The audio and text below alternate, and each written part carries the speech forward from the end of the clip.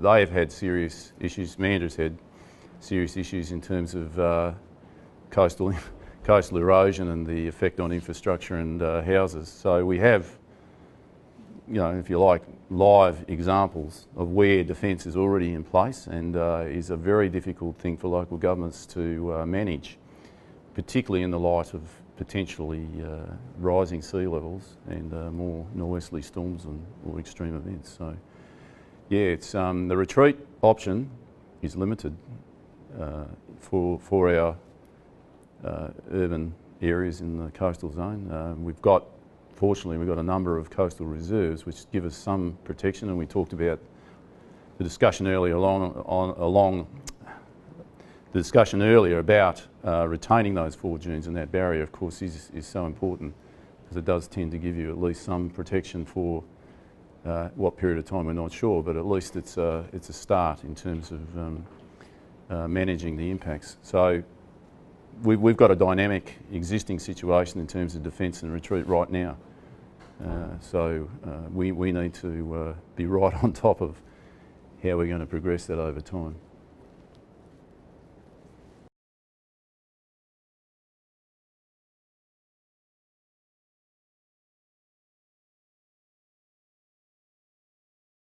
Well, all the way. I mean, it's small steps. We'll do what we can manage initially, so we try and get the science as comprehensive as we can. I mean, one of the things that's come out of that, once again, if you read those notes, one of the things that came out of it was that if you talk to the legal profession now, they're basically saying local governments can no longer do nothing.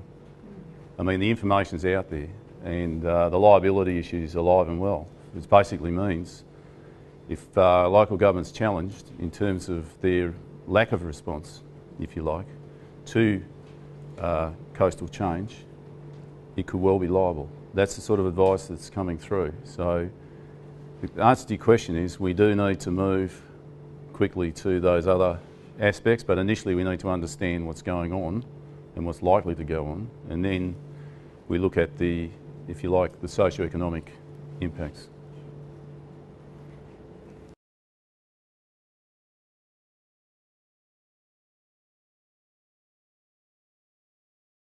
I think what tended to galvanise the effort was the federal government or the Commonwealth government's report, their first pass national assessment, and that really did focus very much on this stretch of coast. And it just so happens that that's how things happen in life, I suppose, that most of the senior planning people knew each other.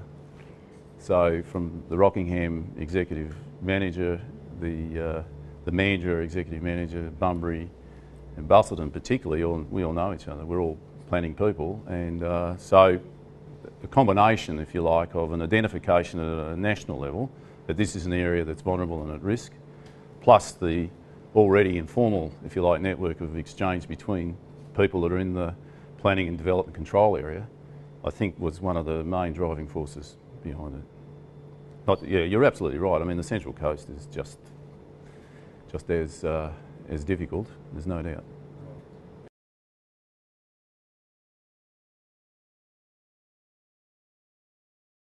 Well, I wouldn't be at all surprised if the Commonwealth government would use it as an example, because as I read it, their approach is very much to try and encourage collective action as distinct from individual local government actions, and or asks of the Commonwealth in terms of funding or grants or whatever. So I wouldn't be at all surprised if it's put up as a model.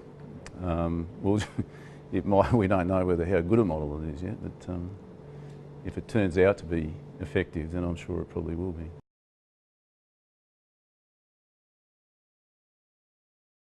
There are other groups. I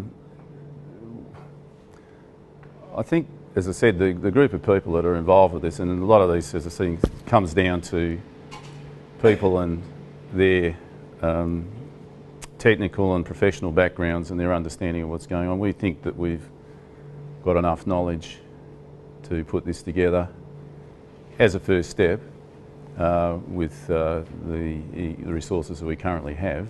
We're quite happy to expand that as we move along, but at the moment I think we're pretty comfortable with our level of expertise and knowledge and understanding.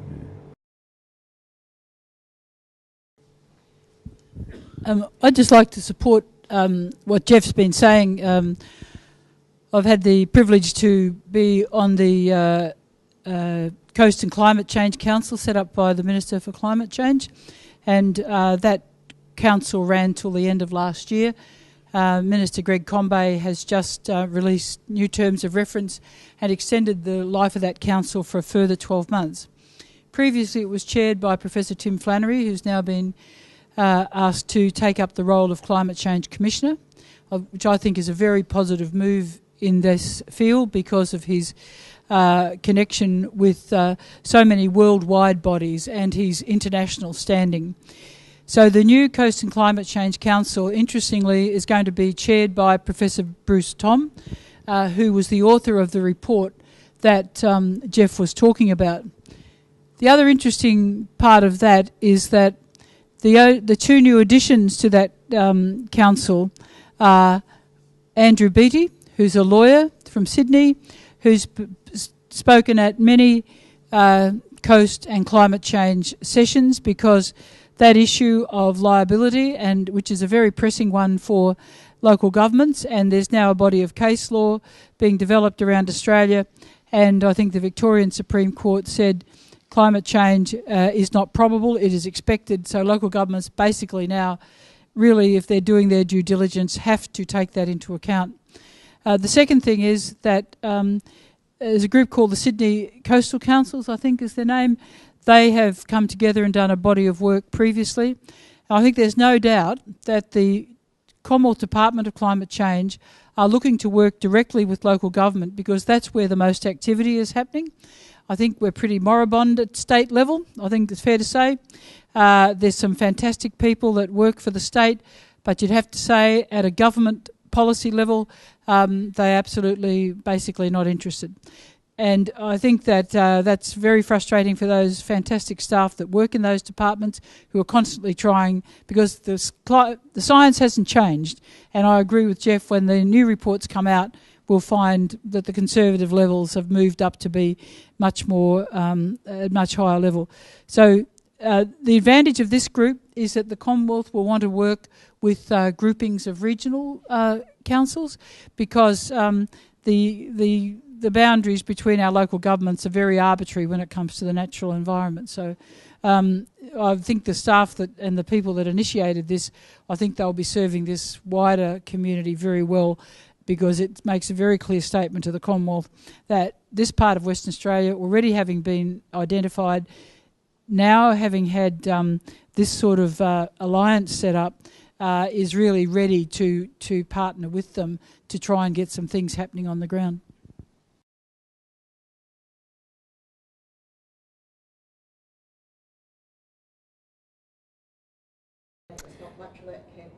There's some excellent documentary evidence of coastal change, which I think it was, trying to think which department it was. It wasn't the Marine Division of Transport. I think it was actually the Department of Land Administration, or one of their GIS areas, that actually has mapped the coast since aerial photographs have been taken, which is basically since the Second World War.